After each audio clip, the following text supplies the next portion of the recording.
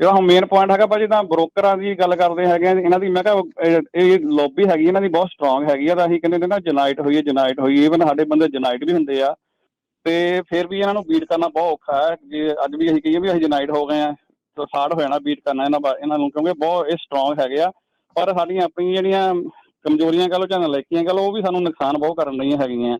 ਮੈਂ ਐਗਜ਼ਾਮਪਲ ਦੇਣੀ ਆ, ਮੇਰਾ ਦੋਸਤ ਆ, ਉਹ ਮੈਨੂੰ ਦੱਸਦਾ ਸੀ, ਕਹਿੰਦਾ ਮੈਂ ਆਪਣੇ ਘਰ ਦੇ ਵਿੱਚ ਕੋਈ ਸਮਾਨ ਮੂਵ ਕਰਨਾ ਸੀਗਾ, ਤਾਂ ਮੈਨੂੰ ਇੱਕ ਬੰਦੇ ਦੀ ਲੋੜ ਸੀਗੀ, ਤੇ ਇੱਕ ਜਗ੍ਹਾ ਚੌਂਕ ਸੀਗਾ ਉੱਥੇ। ਕਹਿੰਦਾ ਮੈਂ ਲੇਬਰ ਵਾਸਤੇ ਉੱਥੇ ਮਿਲ ਜਾਂਦੀ, ਆਮ ਬੰਦੇ ਖੜੇ ਹੁੰਦੇ ਆ, ਤੇ ਮੈਂ ਚਲਾ ਗਿਆ ਕਹਿੰਦਾ ਲੇਬਰ ਵਾਸਤੇ ਬੰਦਾ ਲੈਣ ਉੱਥੋਂ। ਉਹ ਕਹਿੰਦਾ ਮੈਂ ਉੱਥੇ ਜਾ ਕੇ ਕਹਿੰਦਾ ਨੱਠੀ ਆਇਆ ਮੇਰੇ ਵੱਲ ਨੂੰ, ਤੇ ਮੈਂ ਕਿਹਾ ਮੈਨੂੰ ਇੱਕ ਬੰਦੇ ਦੀ ਲੋੜ ਆ, ਤੇ ਕਹਿੰਦਾ ਨੱਠ ਕੇ ਆ ਕੇ ਮੇਰੀ ਕਾਰ ਕੋਲ ਆ ਗਿਆ, ਮੈਂ ਚੱਲਦਾ ਕਹਿੰਦਾ ਤੇਰੇ ਨਾਲ, ਹੈ ਨਾ। ਤੇ ਮੈਂ ਕਿਹਾ ਚੱਲ ਆ ਜਾ। ਮੈਂ ਉਹ ਕਹਿੰਦਾ ਬਹਿ ਗਿਆ ਮੇਰੀ ਕਾਰ ਦੇ ਵਿੱਚ। ਫਿਰ ਮੇਰੇ ਦਿਮਾਗ 'ਚ ਆਈ ਵੀ ਚਲੋ ਮੈਂ ਇਹਨੂੰ ਪੁੱਛਦਾ ਵੀ ਤੂੰ ਹੋਰ ਬੰਦੇ ਵੀ ਸਾਰੇ ਆਪਣਾ ਕਹਿਣ ਡਿਆ ਮੈਨੂੰ ਲੈ ਜਾ, ਕੋਈ ਕਹਿੰਦਾ ਮੈਨੂੰ ਲੈ ਜਾ। ਮੈਂ ਪੁੱਛਿਆ ਤੂੰ ਕਿੰਨੇ ਚਾਰਜ ਕਰੂੰਗਾ? ਕਹਿੰਦਾ ਮੈਂ ਉਹਨਾਂ ਦਿਨਾਂ 'ਚ ਕਹਿੰਦਾ ਮੈਂ $15 ਚਾਰਜ ਕਰੂੰਗਾ, ਹੈ ਨਾ।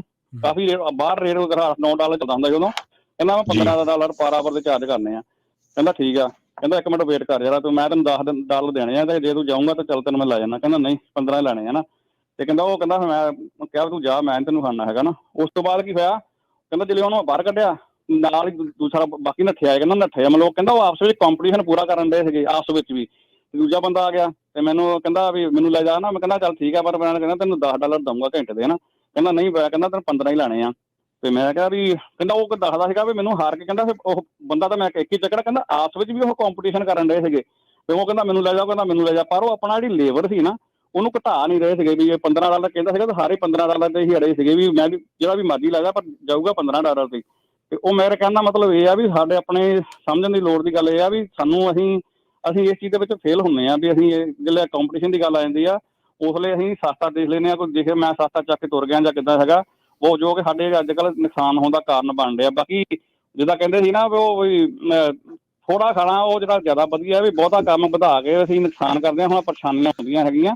ਬਾਕੀ ਮੈਂ ਕਹਾਂਗਾ ਵੀ ਜਿੱਦਾਂ ਮੇਰੇ ਵੱਲੋਂ ਮਤਲਬ ਸਾਡੇ ਜਿੰਨੇ ਵੀ ਟਰੱਕਰ ਭਰਾ ਹੈਗੇ ਸੁਣਦੇ ਹੋਣੇ ਆ, ਕੋਈ ਵੱਡਾ ਕੋਈ ਛੋਟਾ ਆ, ਮੈਂ ਚਾਹੁੰਦਾ ਵੀ 2-3 ਦਿਨ ਐਕਸਪੈਰੀਮੈਂਟ ਕਰ ਲਈਏ ਵੀ ਟਰੱਕ ਦਾ ਜਿਹੜਾ ਲੋਡ ਬੁੱਕ ਕਰਦੇ ਆ। ਹਾਲਾਂਕਿ ਮਾਰਕੀਟ ਦਾ ਮੈਨੂੰ ਪਤਾ ਵੀ ਖਰਾਬ ਚੱਲਣ ਦੀ, ਹਾਲਾਤ ਵੀ ਮਾੜੇ ਹੈਗੇ ਆ, ਈਵਨ ਕਿਸੇ ਨੂੰ ਅਸੀਂ ਦੋਸ਼ ਕੀ ਦੇਈਏ, ਪਰ ਅਸੀਂ ਆਪਣੇ ਆਪ ਹੀ ਥੋੜ੍ਹਾ ਸਮਝ ਕੇ ਚੱਲੀਏ ਵੀ ਥੋੜ੍ਹਾ ਜਿਹਾ 12-1 ਵਜੇ ਤੋਂ ਬਾਅਦ ਹੀ ਲੋਡ ਬੁੱਕ ਕਰਕੇ ਤਜਰਬਾ ਕਰ ਲਓ 2-3 ਦਿਨ ਵਾਸਤੇ। ਕਿੰਨੇ ਮਾਰ ਨਹੀਂ ਚੱਲੇ ਹੈਗੇ, ਘਾਟਾ ਹੀ ਖਾਈ ਜਾਂਦੇ ਸਾਰੇ। ਵੀ ਜਿਹੜੇ ਬੰਦੇ ਨਾ ਉਹ ਕਹਿੰਦੇ ਅਸੀਂ ਬਹੁਤ ਸਿਆਣੇ ਆ, ਵਿੱਚ ਚੱਕ ਕੇ ਸਸਤਾ ਭੱਜ ਜਾਂਦੇ ਆ। ਉਹ ਜਿੱਦਾਂ ਨਾ ਤੇਜ਼ ਬੰਦਾ ਭੱਜਾ, ਉਹ ਜੇ ਉਹਨਾਂ ਨੇ ਵੀ ਪੈਣਾ ਹੁੰਦਾ ਮੂੰਹ ਭਾਰਨੇ, ਉਹਨਾਂ ਨੇ ਬਾਕੀਆਂ ਨੂੰ ਵੀ ਸੁੱਟਣਾ।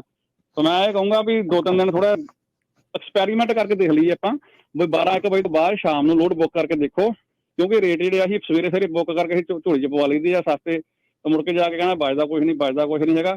ਤਾਂ ਇਸ ਚੀਜ਼ ਨੂੰ ਮੇਰੀ ਮਤਲਬ ਰਿਕੁਐਸਟ ਆ ਵੀ ਬਾਕੀ ਵੀ ਸੁਣਦੇ ਆ ਕੋਈ ਆਪਣੀ ਕਾਲਾਂ ਕਰਨ, ਜਵਾਬ ਦੇਣ ਵੀ ਕੀ ਤੁਹਾਡੇ ਵਿਚਾਰ ਹੈਗੇ ਆ। ਬਾਕੀ ਲਾਸਟ 'ਚ ਇਹੀ ਕਹੂੰਗਾ ਕਿ ਜਿੱਦਾਂ ਭਾਜੀ ਹੁਣੇ ਸ਼ੁਰੂ 'ਚ ਕਿਹਾ ਸੀਗਾ ਵੀ ਜਿਹੜੇ ਟਰੱਕ ਦੇ ਓਨਰ ਹੈਗੇ ਆ ਵੀ ਉਹ ਸਪਲਾਈ ਵਗੈਰਾ ਜਿਹੜੇ ਟਰੱਕ ਡਰਾਈਵਰ ਨੂੰ ਦੇਣੀ ਚਾਹੀਦੀ ਹੈ ਜਾਂ ਨਹੀਂ ਦੇਣੀ ਚਾਹੀਦੀ।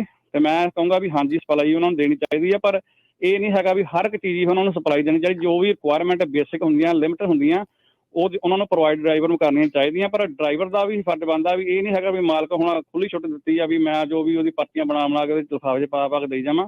ਉਸ ਚੀਜ਼ ਨੂੰ ਸੰਭਾਲ ਕੇ ਆਪਣੀ ਚੀਜ਼ ਵਾਂਗੂ ਸਮਝ ਕੇ ਹੀ ਵਰਤੇ, ਤਾਂ ਕਿ ਅਗਲੇ ਦੇ ਮਾਲਕ ਦਾ ਵੀ ਨਾ ਨੁਕਸਾਨ ਹੋਵੇ ਜਾਂ ਮਾਲਕ ਵੀ ਨਾ ਹਿਚਕਚਾਵੇ ਵੀ ਮੇਰੇ ਪੈਸੇ ਨਜਾਇਜ਼ ਖਰਚਾ ਕਰਾਈ ਜਾਂਦਾ ਡਰਾਈਵਰ। ਧੰਨਵਾਦ ਜੀ ਭਾਜੀ।